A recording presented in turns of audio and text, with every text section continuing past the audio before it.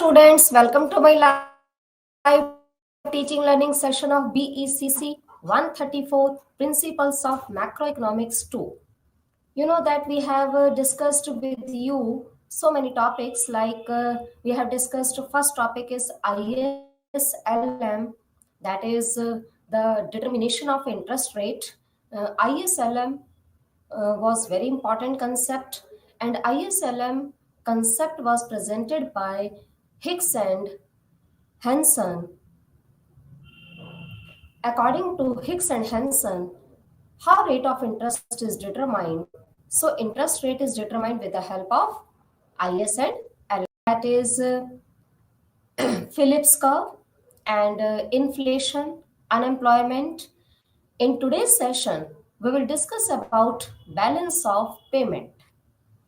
Balance of payment concept is very important concept, and balance of payment, in this concept you will study about what is the meaning of balance of payment, what are the various components of balance of payment, and how balance of payment can be in disequilibrium position, how it can be reached in disequilibrium position, and how we can overcome this problem, how we can use some measures to solve this problem. So balance of payment, what is the meaning of this concept? Balance of payment is a systematic record of all economic transactions of exports and imports. You know that at present, all the economies are open economies. All economies have relationship with rest of the world. At present, all countries are involved in international trade. They are doing international trade with the help of exports and imports. We are exporting goods and services both. If we are taking transactions like goods and services both, then it will be the concept of balance of payment. But if we are taking only visible items of trade or merchandise goods, which can be seen, which can be touchable, that is visible items or tangible items, if we are including only tangible items of trade, that is called balance of trade. So balance of trade and balance of payment, these two are different concepts. Balance of trade include only merchandise items or goods only, which are intangible nature. And next, balance of payment is a very broader concept. In this concept, we include both the items like visible items and invisible items. Visible items like goods and invisible items like services. And services like banking, insurance, transportation, communication, etc. All these types of services are included in invisible items. So balance of payment is a broader concept in which all economic of exports and imports are included, in which both items are included like visible items and invisible items. So in today's session, you will study about all these topics like what is balance of payment, what are the various components of balance of payment, how disequilibrium may be happen in this concept balance of payment, and how we can solve this problem. And what is the basic difference between balance of payment and balance of trade? Then we will discuss about exchange rate and purchasing power parity. So let us start from first topic, balance of payment. Now, what is the definition of balance of payment? Balance of payment of a country is a systematic record of all economic transactions between the residents of a country and the rest of the world. It presents a classified record of all receipts on account of goods and services which exported or rendered and any capital received by residents and payments made by them.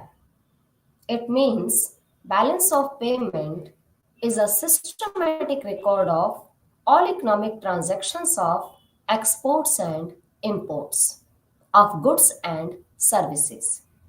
When we export goods and services, then we receive payment. And when we import goods and services from rest of the world, then we have to give payment to the rest of the world. So payment made by resident to rest of the world when we import goods and services from rest of the world. And when we export goods and services to the rest of the world, then we will receive payment. So balance of payment is a systematic record of all economic transactions between the resident of a country and the rest of the world. And it presents a classified record of all receipts on account of goods exported, services rendered, and capital received by residents from rest of the world, and payment made by them on account of goods imported and transferred to non-resident or foreigners. So this is the main definition of balance of payment according to RBI. Now next is balance of payment. In this bookkeeping system, it's a bookkeeping system in which all the records are maintained. So bookkeeping system that summarizes a country's economic transactions with the rest of the world for a particular period. So balance of payment, we can say in another form that it is a bookkeeping system that summarizes a country's economic transactions like exports and imports of goods and services with the rest of the world with a particular time period. That is called balance of payment. Now next is, what is the difference between balance of payment and balance of trade? You know that these two concepts are different. We can't say that both are interrelated, but both have some differences. Like one concept, that is balance of trade. Balance of trade is a narrow concept and balance of payment is a broader concept. This is the first difference in between of these two concepts. Now next difference is balance of trade. It records only merchandise transactions like goods. Balance of trade. But balance of payment, it records all the transactions of goods and services both. So balance of payment records all transactions which is related to both goods and services. Second difference is it does not record the transaction of capital nature. Balance of trade only record the current transactions but not record the transactions of capital nature. And balance of payment, it records all the transactions of current nature and capital nature. Next is balance of trade is a part of current account of balance of payment. But balance of payment include both the accounts like current account and capital account. It means balance of payment has two accounts. One is current account, other is capital account. But balance of trade is a part of current account, which is also the part of balance of payment. And balance of trade does not record any capital nature transactions. Next is balance of trade may be favorable, unfavorable, or in equilibrium. It means balance of trade is the difference between export and import of only goods. And if export of goods are equals to imports of goods, then balance of trade will be in balance. Greater than imports of goods, then it will be in favorable position. And if exports are less than imports of goods, then it will be called unfavorable balance of trade. So balance of trade may be favorable, may be unfavorable, or may be in equilibrium position or in balance.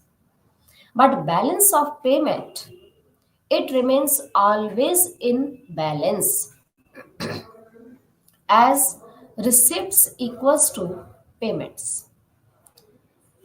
Balance of payment. Why balance of payment remains always in balance? Balance of payment remains always in balance only in an accounting sense. Because balance of payment based on double entry system. Each and every transaction has two sides. One is debit and other is credit. When we give payment, then it will be included in debit side. And when we receive payment from the rest of the world, then it will be included in credit side. And if both the amount or receipts and payments are equal, then balance of payment will be always in balance. That's why balance of payment remains always in balance only in an accounting sense because it is based on double entry system. And when we record each and every transaction in debit form and in credit form, credit means receive payment and debit means give payment. If we are giving payment, then amount will be deducted from my account, that will be called debit. And if we receive payments, then amount will be credited in account. So balance of payment always remain in balance as receipts equals to payments. Now next point is defects of balance of trade or deficiency or any deficit. If any deficit arise in balance of trade that can't be met by balance of payment, but balance of payment can be met through balance of trade because balance of payment is a broader concept. In balance of payment, balance of trade is also included, but balance of trade is a narrow concept and balance of payment concept is not included in balance of trade. Only balance of trade is a part of balance of payment, not a full concept of that. So next point is it is not the balance of trade is not the true indicator of economic relations or economic prosperity of the country, but balance of payment is a true indicator of economic performance of the economy. So this is the basic difference between balance of payment and balance of trade. Balance of payment remains always in balance, but balance of trade may be favorable, may be unfavorable, and may be in balance.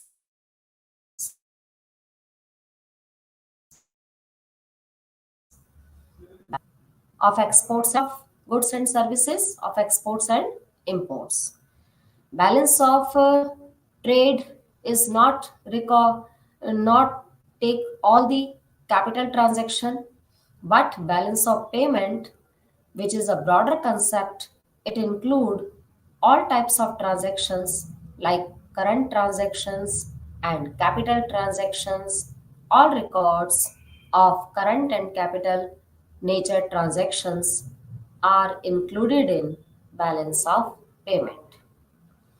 And balance of trade is not a true indicator of economic prosperity, economic relations, but balance of payment is a true indicator of economic performance of the country.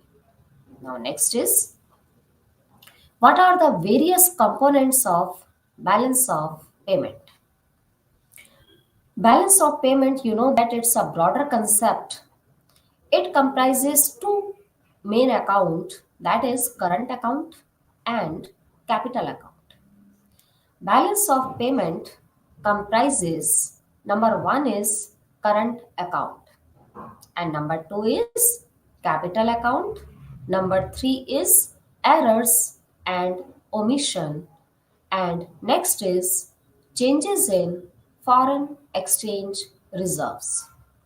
So these are the components of balance of payment.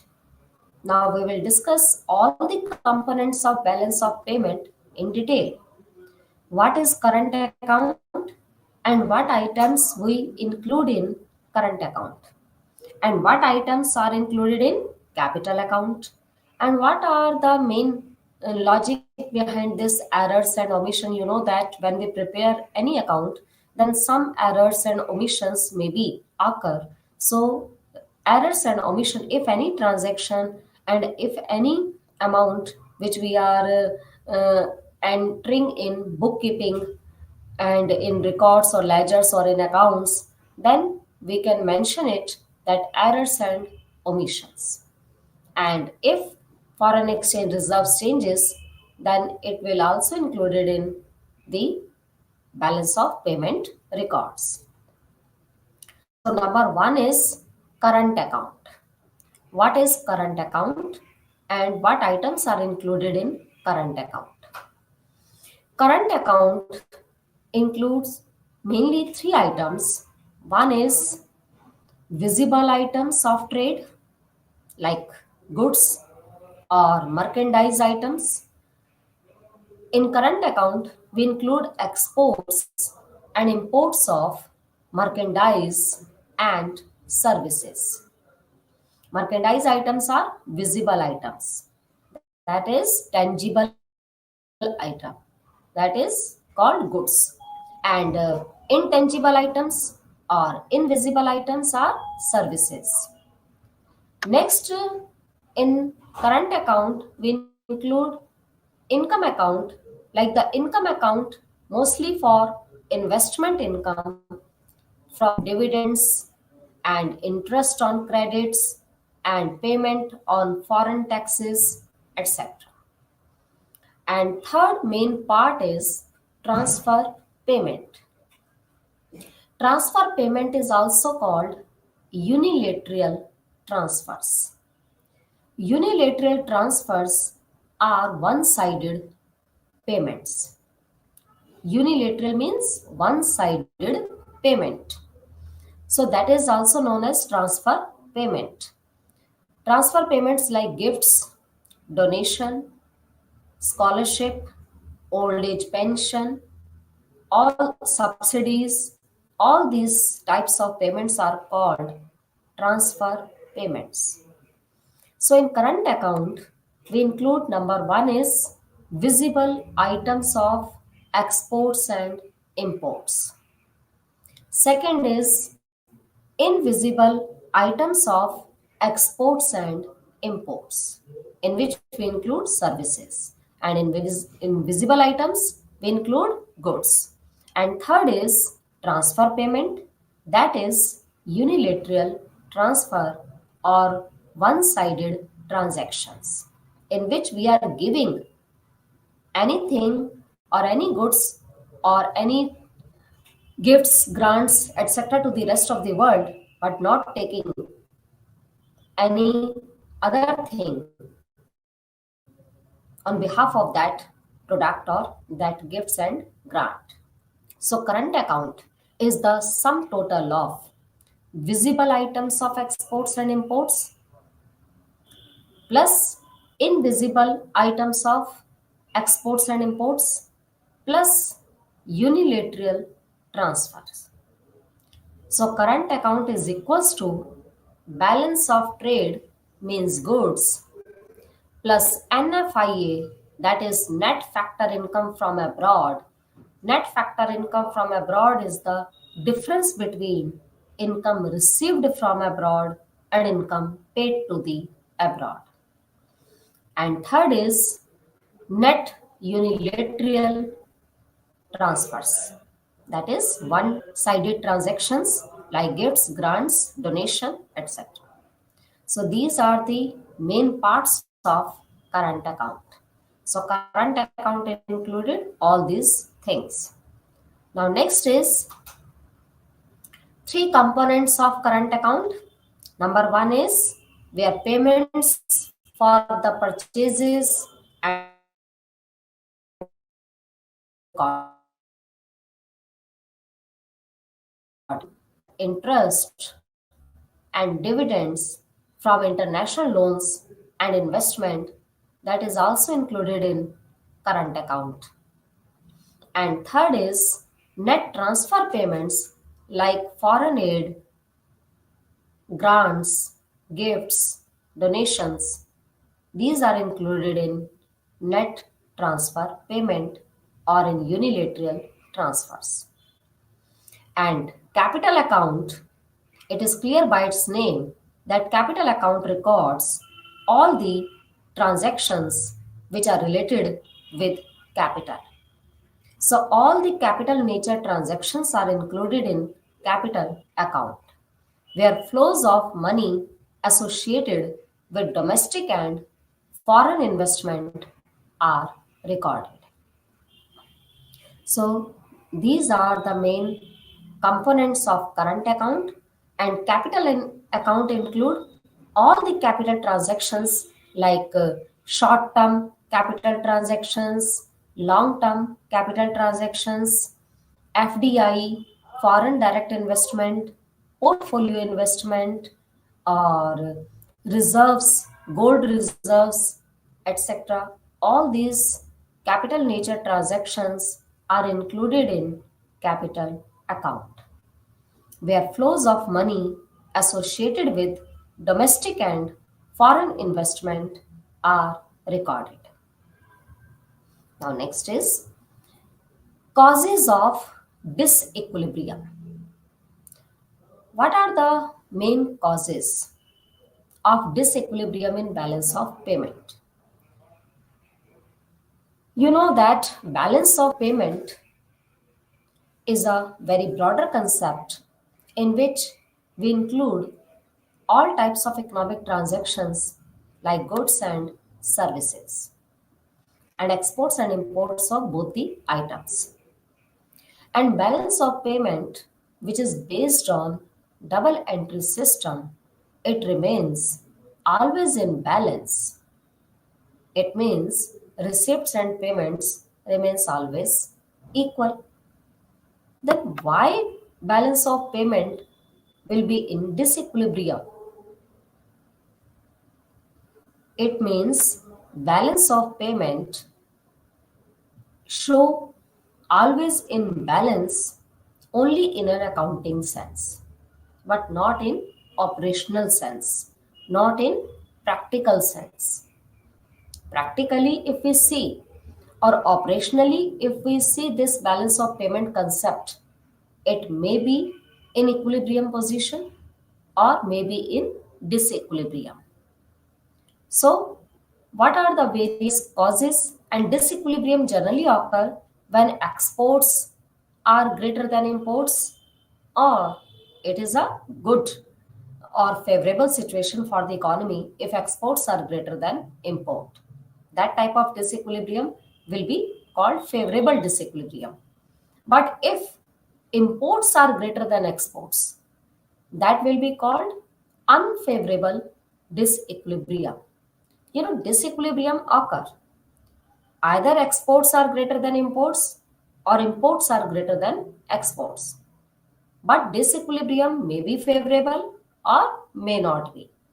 If exports are greater than imports, it will be called favorable disequilibrium situation. And if imports are greater than exports, it will be called unfavorable disequilibrium. And if imports and exports both remains equal, then balance of payment will remain always in balance. So causes equilibrium, there may be a temporary change in balance of payment by random variation in trade, seasonal fluctuations, the effects of weather on agriculture production, etc. This temporary changes, it is clear by its name that it is a temporary change which normally occurs for a short time period, not in a long time period. So this type of disequilibrium occur due to change in uh, variation in trade, any seasonal fluctuations which occur time to time, and the effects of weather on agriculture production. Due to these random changes in these things, that will create temporary change in balance of payment for a short period of time, but it will create the problem of disequilibrium. Now next is fundamental disequilibrium. This fundamental disequilibrium refers to continuous and long run balance of payment disequilibrium of a country. According to IMF current report, it may causes to or it may cause to: number one is changes in consumers' taste, preferences within the country or abroad, which reduces the country's export and increases the country's import. If exports remains less than imports, then balance of payment will fall in situation of disequilibrium. So fundamental disequilibrium, it's a continuous or long run disequilibrium situation which occur in balance of payment due to increase in imports and decrease in exports. And why imports are greater than exports? Why it can be happen? Its reason is, that in India, here population is very in large numbers. And at present, India is the most populated country in the world. As well as population increases, demand for goods and services also increases. When demand for goods and services increases, but there is a, that resources are always in limited quantity and wants are unlimited. When wants are unlimited and resources are limited, then scarcity problem arises. And in this situation, we have to import more goods and services from rest of the world to fulfill our country people need. And in this case, imports will be higher or greater than exports. And balance of payment will fall in disequilibrium position. This is the first main cause. Increasing population, that is create the problem of disequilibrium in balance of payment. Because in this situation, when our country population is higher, then how we can export more goods and services? If we are producing more goods and services, we have increases produce more, we have invested so many capital is doing businesses, and they are making or many they are engaged in manufacturing activity, then it can be possible that exports will be than import. But if we are not producing more goods according to the requirement of the goods and services, then we have to do more imports from the rest of the world. And in this situation, exports will be fall and imports will be higher, and balance of payment will be in disequilibrium position. Second thing is, if we are importing those items which are very costly or expensive, and we are exporting cheaper products or less priced products, in this case, import bill will be greater than export receipts.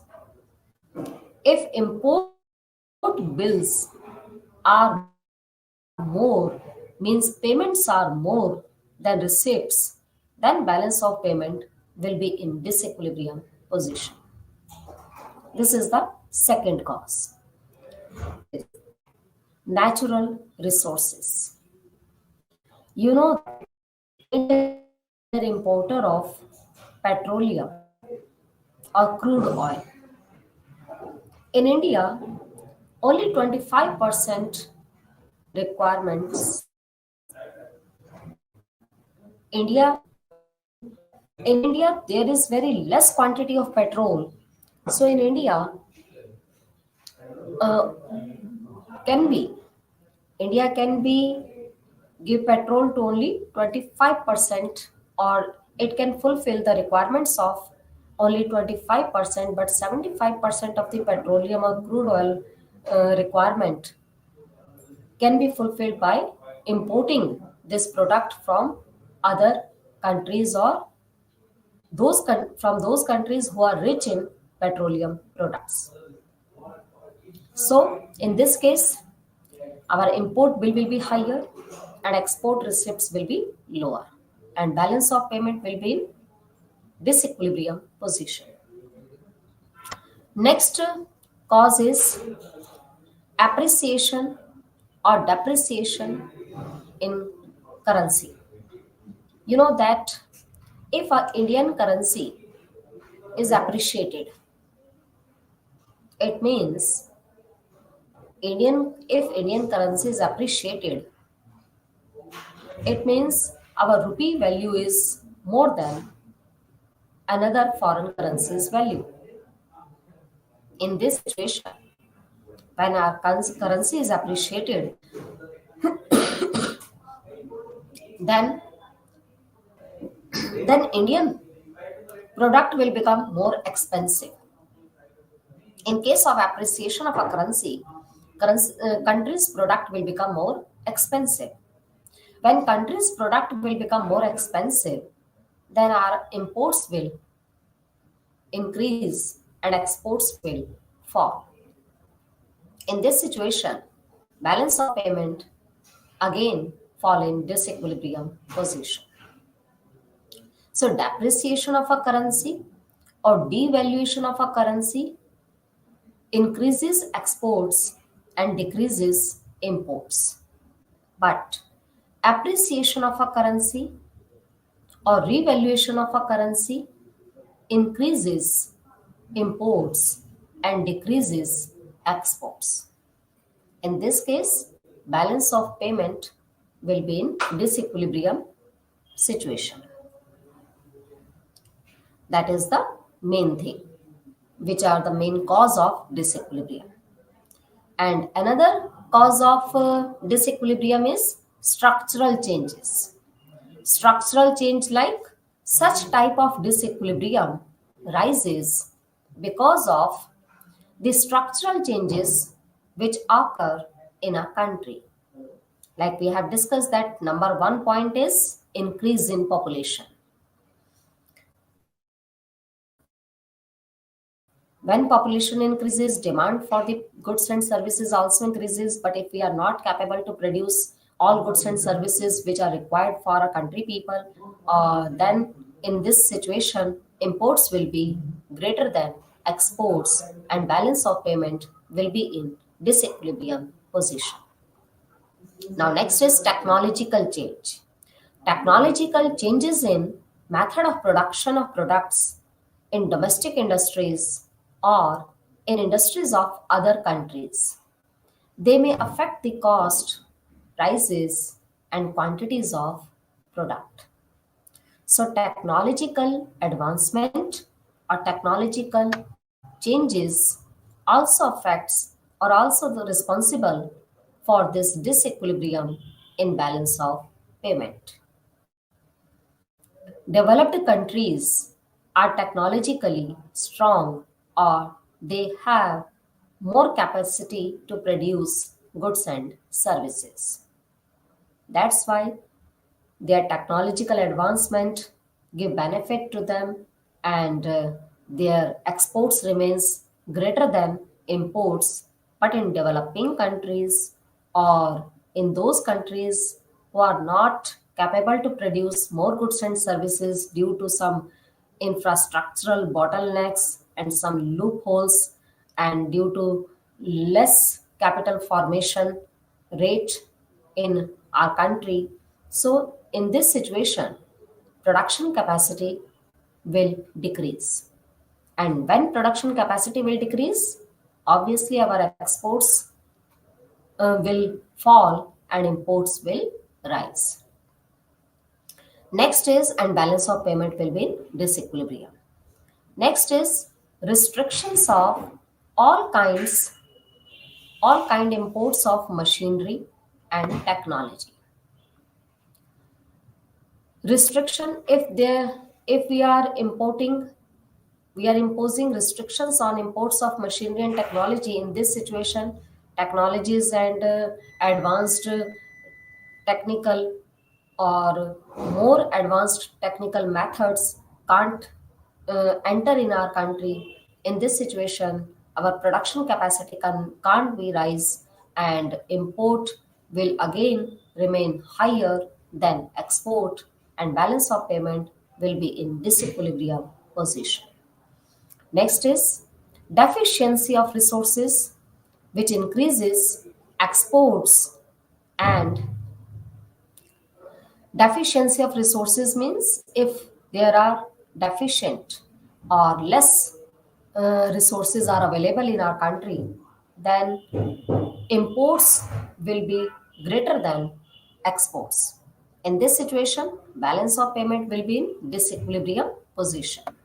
So these are main causes of disequilibrium in balance of payment.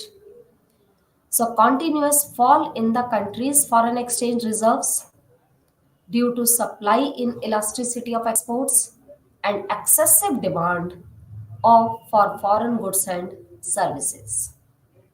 This is the another cause of disequilibrium in balance of payment. Next is excessive capital outflow due to massive imports of capital goods, raw material, petroleum, and consumer goods and technologies. In this situation, balance of payment will be in disequilibrium situation. Next is low competitive strength in world market. If our country's strength in world market is less competitive or low competitive strength of any country in world market, then balance of payment will also be in disequilibrium situation. And next is inflation. Inflation is the main cause of disequilibrium in balance of payment. When price of the product increases in our country, inflation means continuous or persistent rise in price level.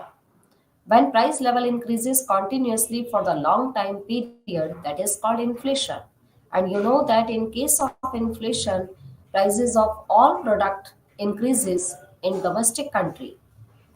So when in domestic country price of the product rises, then our product will become more expensive and foreigners will not interested to buy high price product because they want to buy a less price product so that cost may be reduced.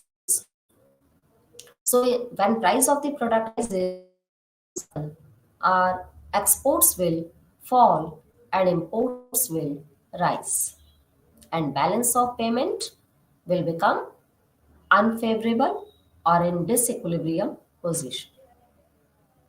So these are the main causes of disequilibrium in balance of payment. Now next is double entry principle. What is double entry principle in this context of balance of payment? You know that balance of payment, we have discussed that balance of payment remains always in balance in an accounting sense, but not in operational sense, not in practical sense. So what is this double entry principle? You know that each transaction has two sides. One is debit and other is credit. So in case of balance of payment, all the economic transactions have two sides. One is debit entry balance and number two is credit entries. For example, imports are always entered in debit side. Okay, if we are importing goods and services, then we have to give payment, and payments are recorded in uh, debit side, and receipts are recorded in credit side. So imports are debit entries, autonomous transactions. Balancing credit entries for an import take place in one sections of capital, the accounts. That is accommodating transactions. So autonomous transactions like imports of goods and services, that is debit entries, and the balancing credit entries for an import take place in one or more sections of capital, the accounts, that is accommodating transactions. Exports are credit entries, that is autonomous transaction, but the balancing debit entries for an export take place in one or more section of the capital account, that is accommodating transaction. There are two types of transaction, one is autonomous and other is accommodating transactions. Capital inflow increases in foreign asset are credit entries, but capital outflow increases in US resident owned capital asset abroad are debit entries. Increase in US claims against resident of other countries are debit entries, and increase in foreign residents claims against US are credit entries. So this is double entry principle on which balance of payment based. That's why balance of payment remains always in balance only in an accounting sense. Next is importance of the balance of payment. What is the importance? What is the significance of balance of payment? As you know, that balance of payment records all the economic transactions that create demand for goods and services and supply of goods and services.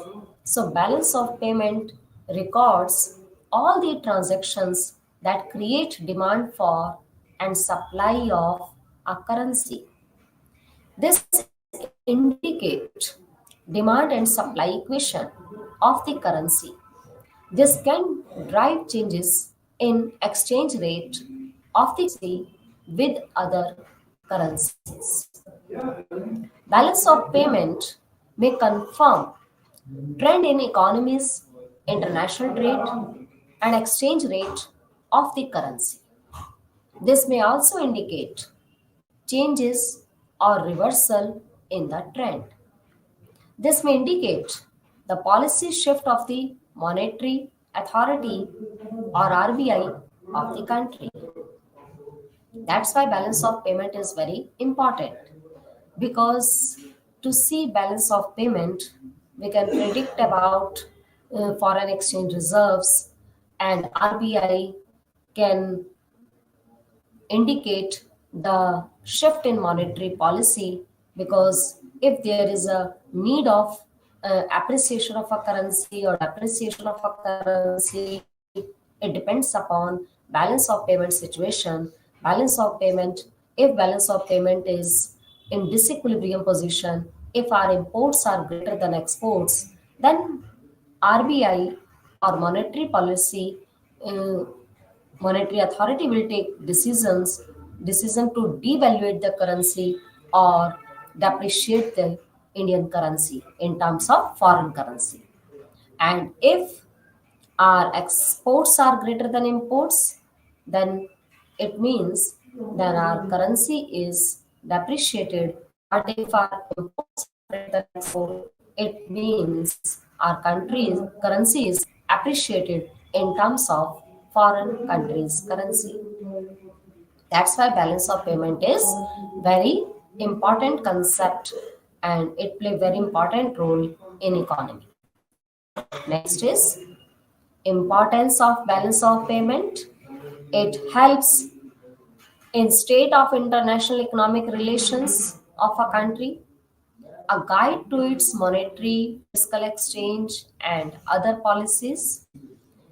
It provides information about the international economic position of the country to assist in reaching decisions on the monetary and fiscal policies.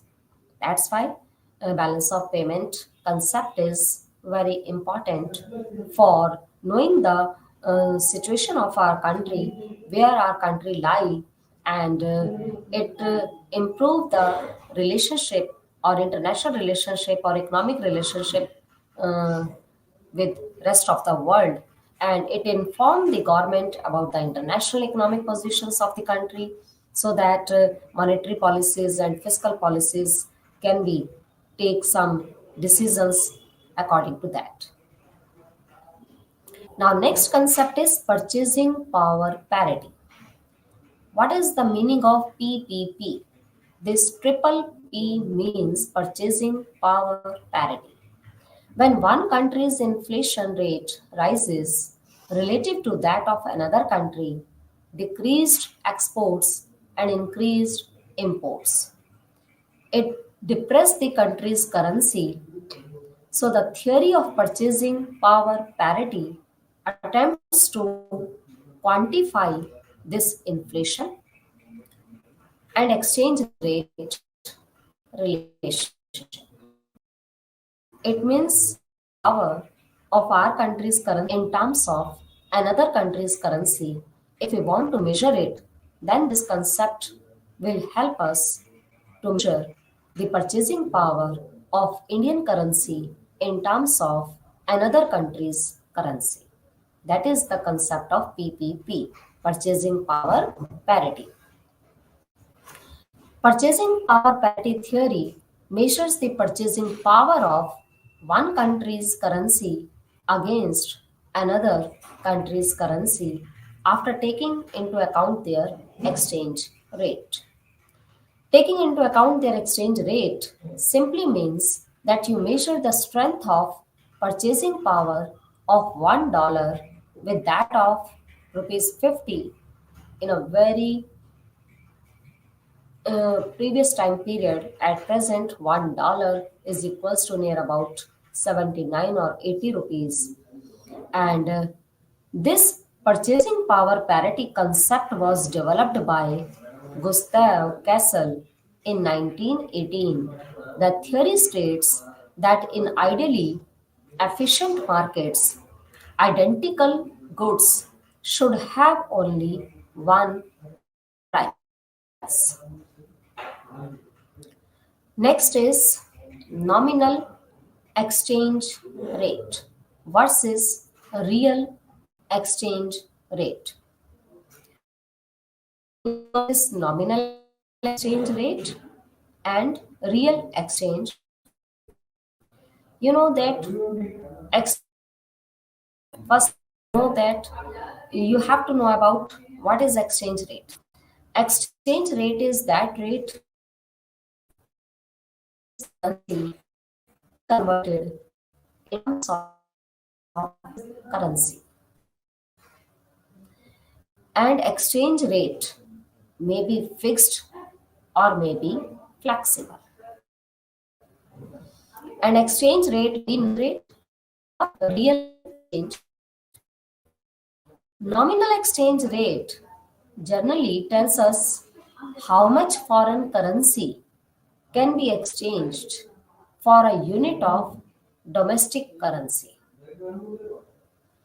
And the real exchange rate tells how much the goods and services in the domestic country can be exchanged for the goods and services in a foreign country. So, nominal exchange tells us only how much foreign currency can be exchanged for a unit of domestic currency. It tells us only about the exchange of currencies, not in terms of goods and services. Like $1 is equals to 80 rupees, that is nominal exchange rate. But the real exchange rate tells us how much the goods and services in the domestic country can be exchanged for the goods and services in foreign country. This is the main difference in between of nominal exchange rate and real exchange rate. Next is rapid versus gradual disinflation. A policy of gradualism is a policy of reducing the rate of money growth gradually over a period of time. You know that inflation is a hyperinflation is a very bad situation for the economy. If inflation is increasing at a very mild rate or at a creeping rate, that is good for the economy. But hyperinflation, a high rate of increase in price level is not good for the economy. So, government or monetary policy should take some policies or decisions to control inflation, and that type of decision may be gradual fall in price maybe gradualism or cold turkey. It's another form of controlling inflation.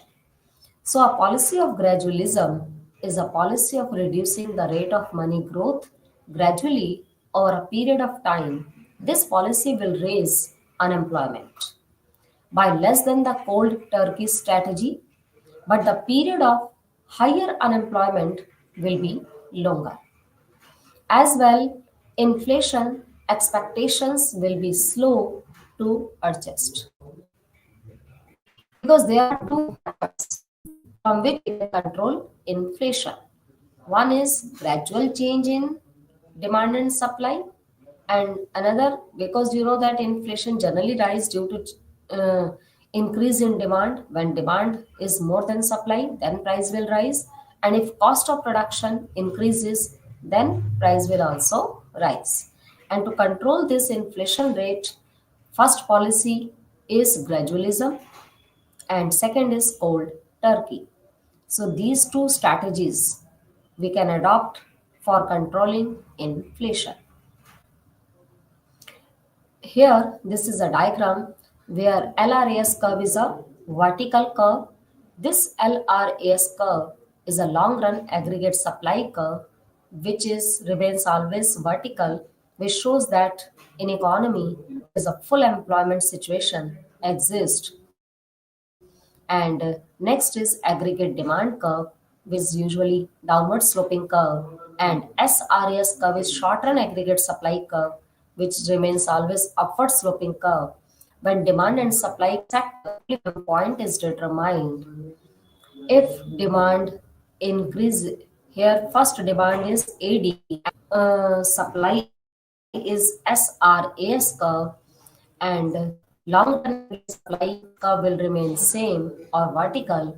This is the first equilibrium point where price level is rate of inflation is like this 7%.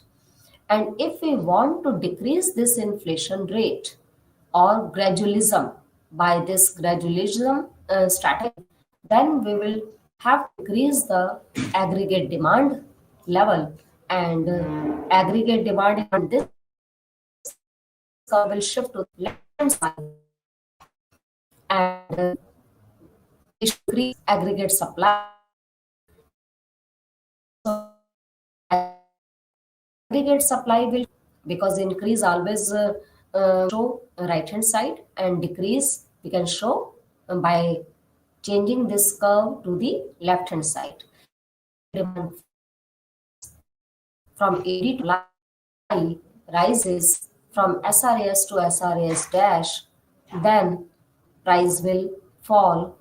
Again, if we do this same process again, if aggregate demand falls from AD dash to AD double dash, and aggregate supply again rises from SRAS dash to SRAS double dash, again new equilibrium we will get this, and again price level will fall. So this change from E point to E1, E1 to E2, and E2 to again we are reaching this E dash, and here inflation rate is 2%. So if we are moving slowly at the falling price level and at this rate of inflation, that is called gradualism. But if we are doing this process very at a very fast rate, that is called cold turkey strategy. In this, aggregate demand falls in a very large or in a more quantity, and aggregate supply rises, and in this situation we will reach again at this rate of inflation like 2%, 7 to 2%, very fast rate, that is called cold turkey. So monetary authority can adopt any policy or any strategy out of these two strategies. So this is the main two strategies through which inflation can be controlled. Now we can conclude from today's session that we have discussed what is balance of payment across the country's border. The balance of payment uses the double entry bookkeeping methods. Each transaction has a debit and a credit entry. If the value of the credit items on a particular balance of payment account exceeds or less than that of the debit items, then if exceeds, then surplus situation will exist, and if it is less than the payment item or debit item, then deficit will occur. So balance of payment has two accounts mainly. Number one is current account, and number two is capital account. The current account is the sum total of merchandise items like visible items or goods and services, investment income, and unilateral transfers or transfer payments. And balance of trade is the record of only merchandise exports and merchandise imports. It is the difference between visible items of exports and visible items of imports. And current account deficit can be offset by capital account surpluses, and capital account deficit can be offset by current account surpluses. So balance of payment will remain always in balance in an accounting sense, but not in operational sense. So in today's session, we have discussed about balance of payment, its main components, causes of disequilibrium, purchasing power parity, and how inflation situation can be solved with the help of gradualism method or strategy and cold turkey. In next session, we will discuss about foreign exchange rate and their types. Thank you.